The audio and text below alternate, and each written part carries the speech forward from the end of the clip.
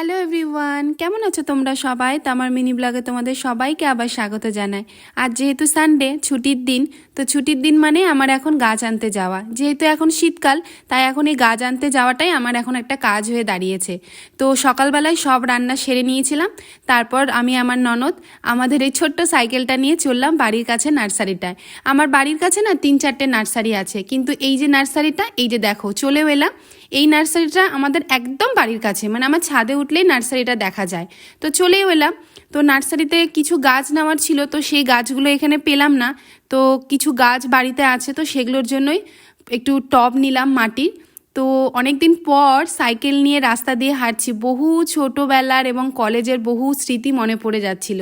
তো ননদকে বললাম যে সাইকেলটা দাও, আমি একটু চালাই। তো বাড়ির সামনে চলে এসেছি, এই যে আমার বাড়ির রাস্তা, তোমরা তো চেনো।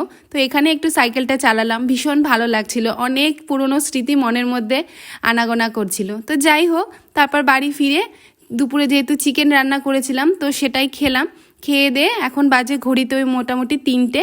তা আমরা চললাম একটু নার্সারিতে।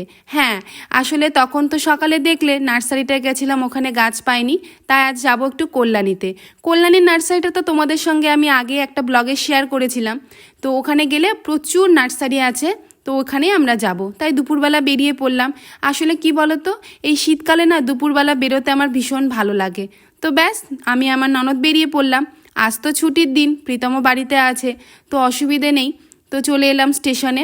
চলো, ট্রেন আমাদের চলে এসেছে, যাব কল্যাণী। কল্যাণী আমাদের বাড়ির একদম কাছে, তোমরা তো জানো। ট্রেনে উঠবো, পরে স্টেশনে নামবো, জাস্ট 5 মিনিট।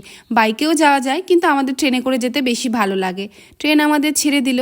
আসার সময় দেখলে না, যে বটগাছটা ছিল ওখানে দাঁড়ালেই আমরা টোটো বা অটো পাই আমাদের স্টেশনে আসার জন্য, মানে মদনপুরে। তো যে বটগাছটা, ওখানে দাঁড়ালে না ভীষণ ভালো লাগে। আসলে কি বলো তো, বিয়ে হওয়া তো 3 বছর হলো। এখানে থাকতে থাকতে এই 3 বছরে অনেক কিছু দেখেছি। তো আমার মনে হয় একটু একটু করে আমার স্মৃতির খাতায় এই নতুন সম্পর্কগুলো জুড়তে শুরু করেছে। চলো, গল্প করতে করতে আমরা স্ট্যান্ডে চলে এলাম। স্টেশনে নামার পরে তো নিয়ে নিলাম একটা টোটো। তো টোটোতে বসে পড়েছি, তারপর আমরা চলে এলাম নার্সারিতে। তো প্রথমে এখানে যে নার্সারিগুলো আছে না, এখানে প্রচুর নার্সারি। তো প্রথমে আমরা যে নার্সারিটা এলাম, এখান থেকে আমরা বরাবরই অনেক গাছ নিয়ে যাই। আমি নিয়ে যাই বা আমার হাজব্যান্ড নিয়ে যায়। তো আমি এখানে গাছগুলো নিয়েছি। তো কি কি গাছ নিয়েছি সব এখনই দেখাতে পারছি না, কখনো বাড়ি গিয়ে তোমাদেরকে অন্য ভিডিওতে শেয়ার করব।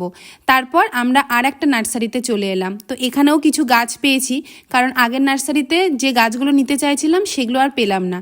তো আমার ননদ ও গাছগুলো প্যাকিং করছিল দিদিটার সাথে, দেখে যে কি কি গাছ নেব। তো চলো তোমাদেরকে এই অর্কিডগুলো দেখায়। দেখো কি সুন্দর। আমারও না ইচ্ছে করে বাড়িতে এরকম করে রাখতে, কিন্তু বুঝতে পারি না কিভাবে রাখবো, কিভাবে জায়গা তৈরি করব। তো যাই হোক, দেখি যদি কখনো পারি তো একটা অর্কিড অবশ্যই নিয়ে যাব।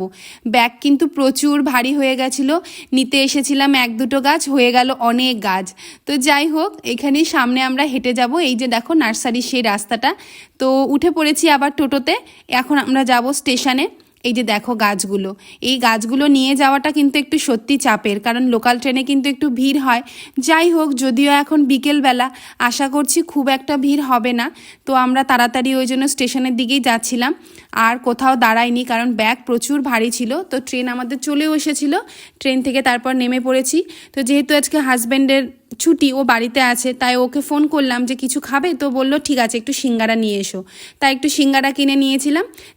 তারপর চলে এলাম ফুলের দোকানে, ফুল নেব বলে। এসেই দেখছি ফুলের দোকানটা কি সুন্দর, সমস্ত রকমের ফুল দিয়ে সাজানো, কি যে ভালো লাগছে। এখন তো শীতকাল, বিয়ের মরশুম না চারিদিকে, এত ফুল দিয়ে সাজানো দোকানটা, আমার তো মনে হচ্ছে সব ফুলগুলোই বাড়িতে নিয়ে যায়।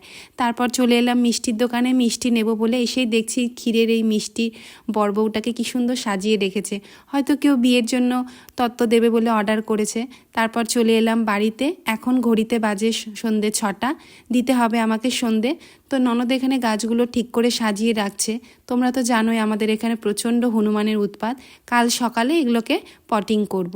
তো চলো সন্ধেটা দিয়ে নিই, রাতেরও আবার খাবার বানাতে হবে।